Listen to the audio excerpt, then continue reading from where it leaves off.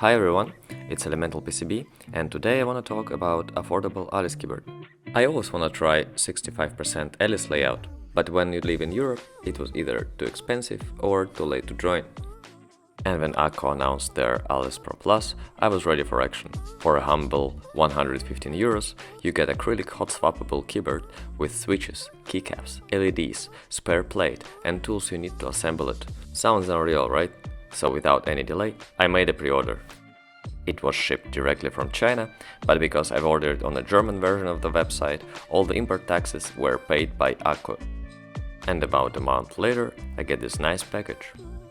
ACR Pro Alice Plus. What a long name. Let's take a look on that keyboard. I already installed different keycaps.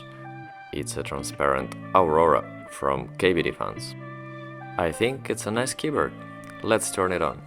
As soon as I plug it into my laptop, I notice that the Alt and Command key are on different positions, and I like to change them, so let's see how we can do that.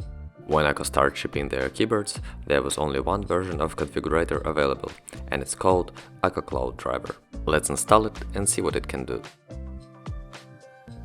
Alright, now I'm gonna map Alt key as the command. Okay, that's a Windows. And we're gonna remap Windows key, which is the command to... Oh, doesn't work. Seems like red colored keys cannot be changed.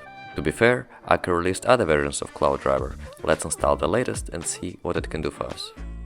Alright, I don't see any more red buttons, so it seems like now we can bind, okay, to the command, how it was before, and the Win key as an option. Nice, it worked. Then I decided to click around and look what I found. Even more red buttons. And as expected, they cannot be modified. I don't want to be mean, but 115 euros and I can change some keys. I think we need to check that PCB. And because the keycaps are literally mounted the first time, I have to wiggle them around to take them off.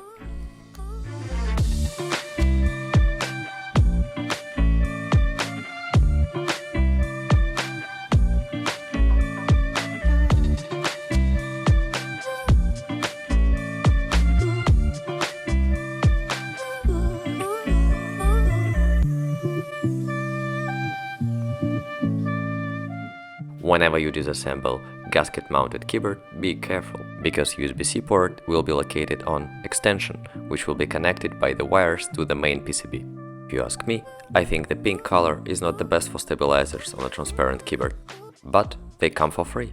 Can't complain on that. Now let's inspect the board, and what a weird feeling. It looks like this PCB was eaten by termites. So many holes, each of these is a via, and as you can see, we have tons of them. Alright, let's flip the board and see what's on the other side. I'm far from being expert, but looks like this helps with the LEDs. This is an MCU. Maybe let's take a look closer. It's featuring the AKKO logo. And this is 5-pin connector extension. Also, PCB is featuring nice cutout and curve at the bottom. Despite being a solid PCB, I think it could be better. So what do you think if we build completely open source drop-in replacement running QMK? If you enjoyed this video, you can give it a like, and if you would like to be the part of this journey, please consider subscribing. Thanks for watching and see you around.